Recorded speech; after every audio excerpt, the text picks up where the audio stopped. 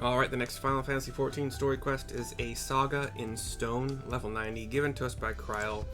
We are in Tuliolal, near where it says Moro's Measure. Here we go. What is this? What is special about these pillars, if I may ask? Oh, I don't know why I made her a little bit cockney at the end, sorry. At a glance, they might look like ordinary stone decorations, but if you take a really good look, you'll see there's something much more interesting. So we have a destination to wait at.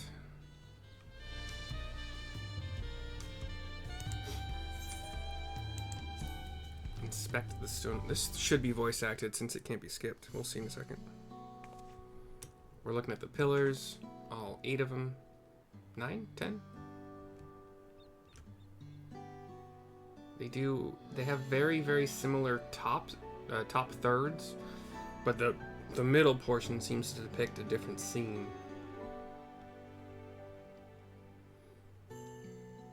Right now the camera is just panning over them.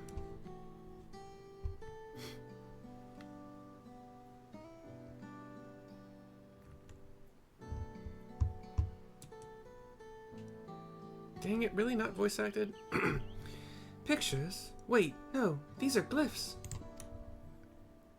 They seem to tell a series of stories, many of them featuring a two-headed Mamulja. Oh, then this must be... That's right, it follows the exploits of my father, Gululjaja, and his journey to unite our lands. We call it the Tuliolal Saga. The deeds he performed and the bonds he forged are all immortalized in stone. There's no better way to learn how Tuliolal came to be. Study them as long as you like. My voice acting is not getting better. Alright, we have a little click. Oh, we have to click them? Okay. This pillar tells the lay of the Brotherhood. It depicts the scene where Papa granted an audience to the foreign explorer Ket something. I can never remember the name. I guess that is what looks like a Mamulja standing over a kneeling person who seems to have a great sword. You mean Ketenram? Ah, that's the one. Ketenram's arrival in Tural is what prompted Papa to embark on his own journey. It's said the two grew to be close friends, brothers in spirit, if not in blood, but no one knows what became of the explorer in later years. Ketenram's disappearance is a mystery in Eorzea as well. The records say he traveled between our lands and yours for a while, but then it's assumed he was lost at sea. Alright, that was Lay of the Brotherhood. This is Lay of Reeds.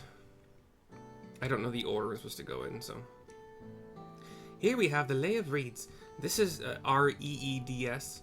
This is the story of when Papa visited the Hanu in their village in Koza Mauka. Ah, the people of Alphanil almost mistook for Vanu, if not for the colourful plumage. He spent a fair bit of time among the Vanu in the Sea of Clouds, so it's no surprise he took an interest in your countrymen. I don't know how it is with your Vanu, but our Hanu are a bright and cheerful sort. They hold this one festival every year, very famous and a lot of fun. Alright, on the other side, Lay of Repast. This one recounts the Lay of Repast. As you can probably tell, the figure depicted here is of the Ixbrawl like me, the lion people. For decades, the Ixbrawl, Brawl, however you want to pronounce X, Bravo, R, apostrophe, A-A-L. And the Mamulja were at war for control of the forest of Yaktael. The actions Papa took to end that conflict have since been hailed as the first steps in the founding of Tuliolal.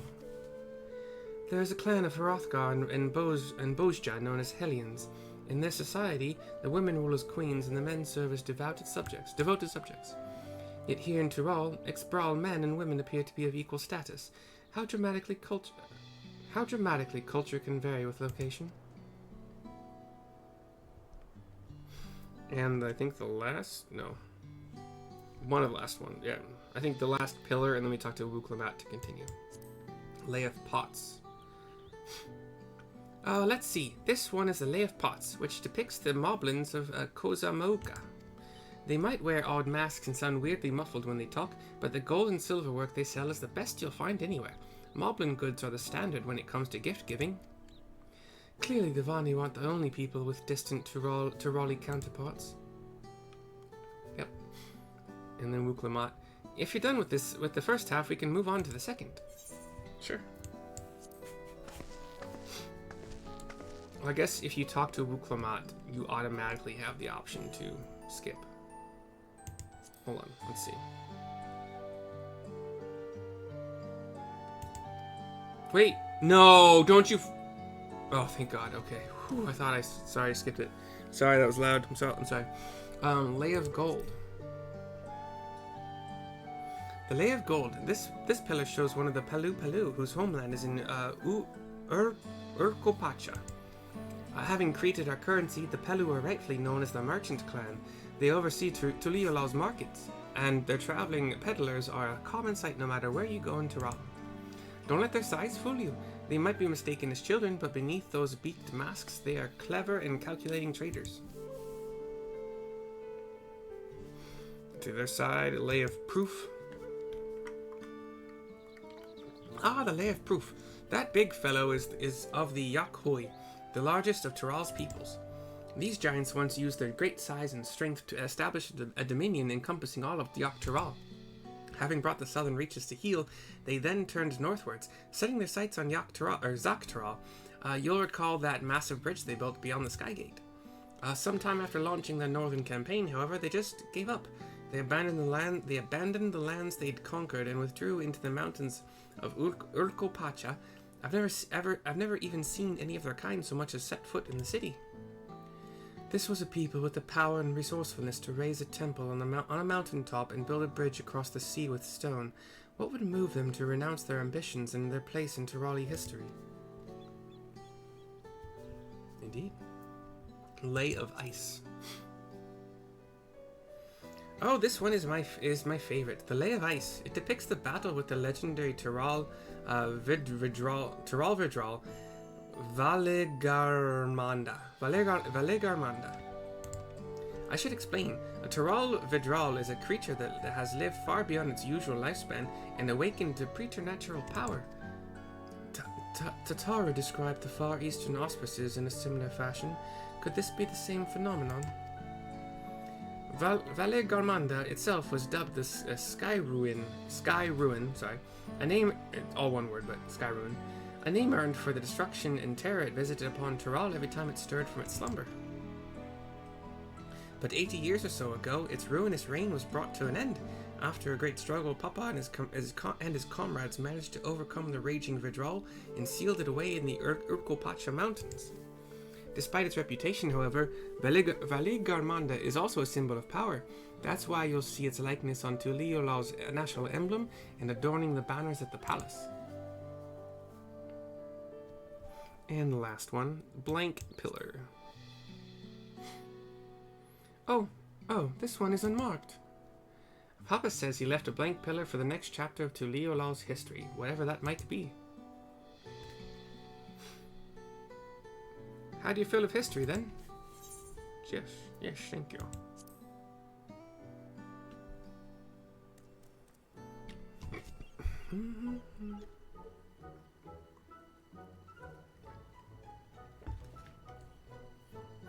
Glad to hear it. You know, I feel awfully hungry all of a sudden. No surprises there, seeing I couldn't keep anything down for a while, but now I think I'm ready to eat again. So let's go and have ourselves a bite of a local delicacy. Come, I'll take you to the best restaurant in the city. I like the sound of that. I nod as well. And off we pop as the cutscene fades to black.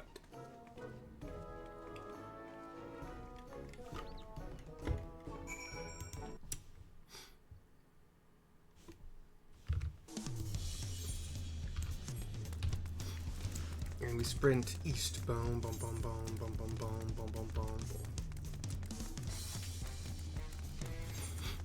And there is a good-sized building, not massive, but like a restaurant that if they had tables, boom, boom, boom, like they could have maybe 40 guests, give or take. On this floor, there could be, I think it's the bottom floor. Have you ever had tacos? They're a Tulio classic. You bake a crunchy shell made from corn flour and fill it with meat and salad.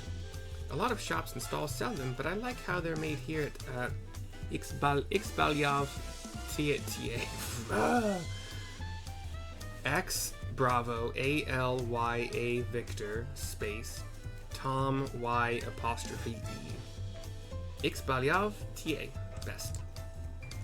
And I need one right in front of me right now. Let's head downstairs and place an order with old Baruch Ivu. So I read and yes, I did read it. I didn't listen to an audiobook, yeah, because there wasn't one, because it's a massively long book, and I guess it just, well, it's called Ream D, and in that book, it's kind of like the main character is talking, or one of the main characters is talking about how names in this like online multiplayer, massive multiplayer, like MMORPG kind of thing, some of the names had apostrophes in it where they just didn't make any sense, and apostrophes in names are actually supposed to replace a letter. Why you would want to do that, I don't know. But like, for instance, BR apostrophe UK. What could that apostrophe be replacing? Without the apostrophe, it's Brook. I mean, that's in English, or at least. Actually, I don't know how that is. If it's different for different languages, I actually don't know that. But anyway, BR apostrophe UK Evu or Evu.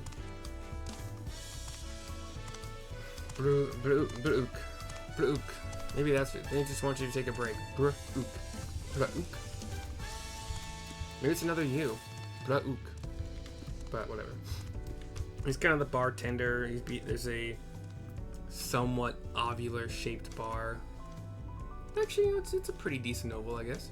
There are like shish kebabs and tacos and more shish kebabs and other meats on sticks and chips and chips and salsa and pineapples with drinks in them and other containers with drinks in them and sliced fruits of various kinds. I see kiwi, orange, not cantaloupe. What's the green version of cantaloupe? Oh my gosh, I'm not gonna spend any time on it. I'll think of it when I least expect it. But anyway. And there's a couple beers on, 4 beers on tap if I am noticing general bar, whatever stuff. Why do I try to describe things? I sound so stupid. Brook Evu! My companions must sample your heavenly tacos. One for each of us, please. My rendition of her voice isn't too far off, actually. One for each of us, please. I can't play. Right away, promise. And I'll pack them tight with my choicest feelings. Only the best for you and your friends.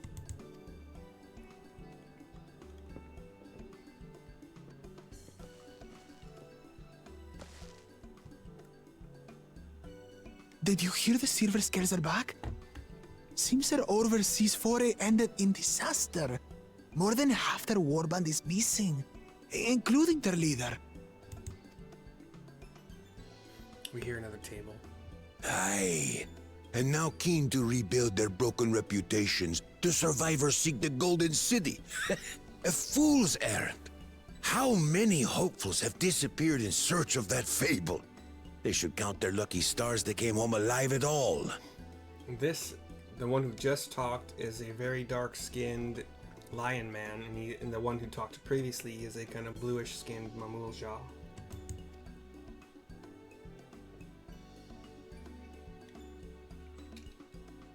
The legend of the Golden City is well known here, I take it. Duh. It is, but as no one's ever seen it, many question if there is any truth to the tale.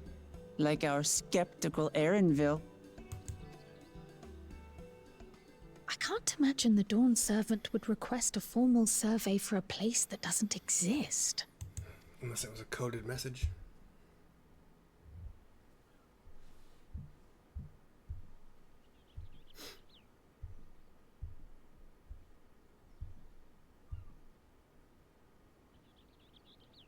Now to find a spot with a pleasant view to enjoy our crunchy spoils.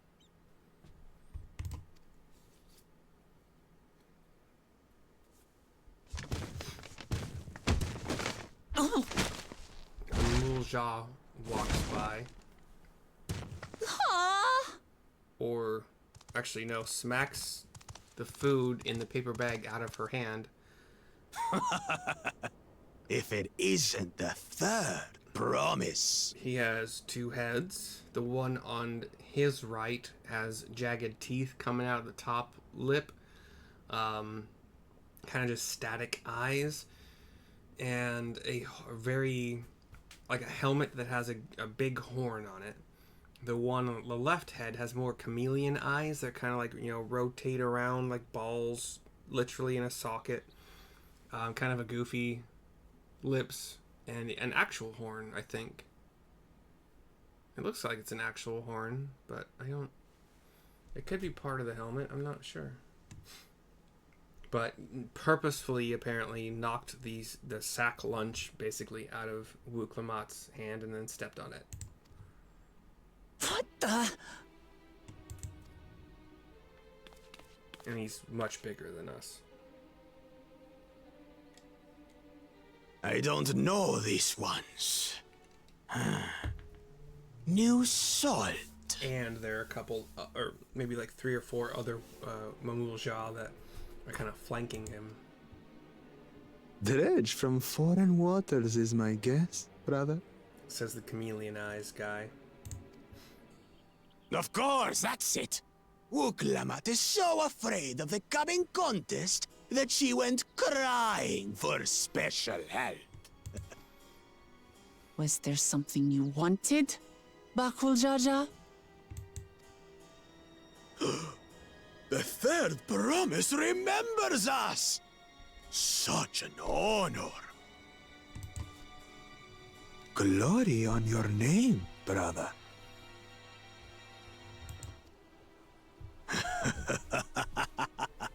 And on yours, brother. I know my rivals for the throne. Nothing more. Another child of the Dawn Servant? No, this brute. We have no ties to their farce of a family. Unlike the sneevling housecut, we are blessed siblings, the elevated chosen. We alone are fit to succeed Golul Jaja as Dawn Servant. All peoples are equal in Tulihiola. Your heritage gives you no greater claim to the throne. Ha! Shall we test that idea here and now? See if your strength is equal to ours. She's ready. She'll do it. None of this has any bearing on the right of succession, correct? Best not waste your energies on pointless scuffles. I nod. The Mamulja looks down at Cryle, way down. The kitten comes to the house cat's defense. Pathetic. Since when was our nation overrun by mewling weaklings? Listen to me, you. Cryle puts an arm out. Not that Wuk Lamat could see it from the angle she's looking.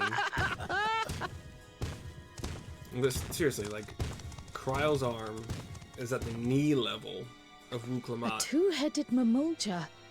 I knew of them, but that's the first I've seen in the flesh. And Wuk Lamat was looking almost double her height upwards to the heads of this Mamulja. There's no way she would have seen Kryl put an arm out to like hold her back or like beg for caution or whatever. It's Some get it into their twin heads that they're destined to follow in my father's footsteps. So they travel to distant lands to hone their battlecraft. Those are likely the ones you've heard about. Are there other two-headed claimants? No, just Bakul Jaja.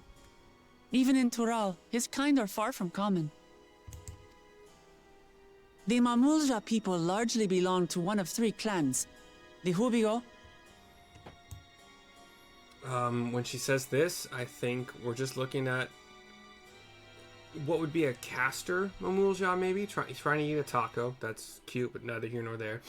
No armor, just like 4 neck rings made of brass or faded gold, and then kind of like cloth clothing. It just kind of looks like an eel head with a horn. How would I... Yeah, I guess that's about right.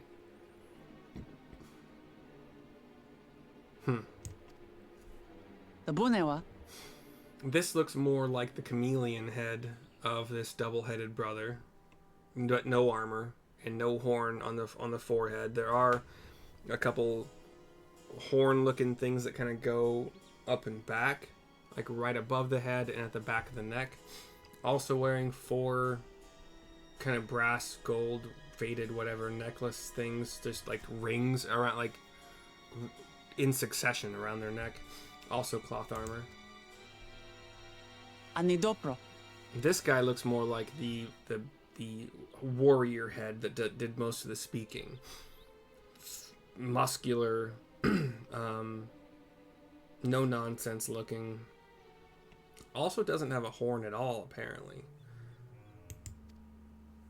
Every once in a great while, a 2-headed offspring is born from a union between the brown-scaled Ubiko and the blue-scaled Bunewa. The child grows to possess immense strength, both physical and magical. That's gonna be rough. Blessed siblings indeed. Yeah. Forget them. Let's go and buy more tacos. I can think of nothing better to rid me of this bad taste in my mouth.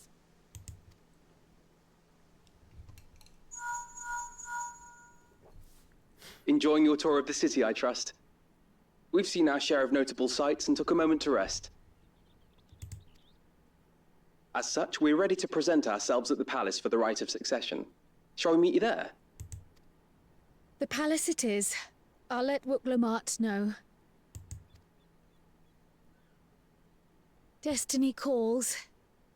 Perhaps we can return for more tacos later?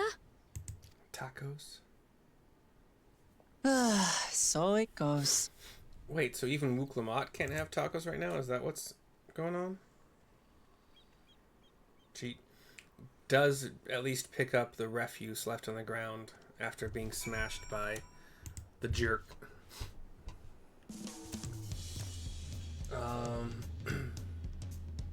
Yeah, okay, we'll talk to Kryl to continue.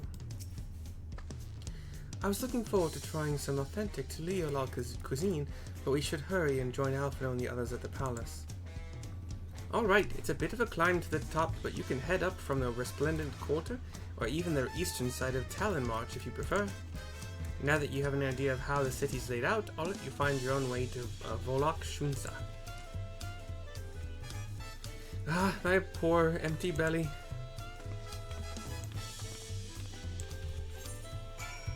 I am gonna, as much as I love you, Serpent Hatchling, and I think you're my favorite, it's time to randomize. Wolf Pup, also cute. Let's do it. I think I have Valuk. Did I get that? Let's find out. Go to this Ethernet shard. Oh, I have it attuned to this one. Alright. Did I get this one?